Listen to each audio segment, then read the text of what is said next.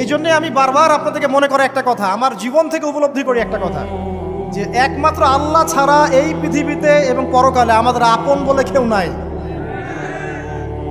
বাকি সবাই সবার স্বার্থের জন্য আছে। মানুষ মানুষের অবস্থানকেই মূল্যায়ন করে, মানুষ মানুষের অবস্থানকেই মূল্যায়ন করে। আল্লাহ রাব্বুল আলামিন আপনার ভিতরটাকে ভালোবাসেন।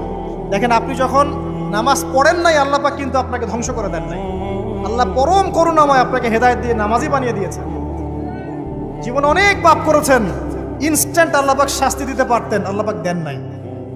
আল্লাহ আপনাকে ভালোবাসেন, আল্লাহ আমাকে ভালোবাসেন। আল্লাহ পাকের এই ভালোবাসার ঋণটা শোধ করার জন্য হলেও নামাজি হয়ে যান, আল্লাহর পথে ফিরে আসেন, দিনের জন্য কিছু করেন, দিনের ফিকির করেন, পড়াশোনা করেন। প্রিয় ভাইরা, আল্লাহ পাক তৌফিক দান করুন। দেখুন, এই রিবা থেকে দূরে থাকার জন্য একটা হাদিস যথেষ্ট, যে 4 শ্রেণীর মানুষকে আল্লাহ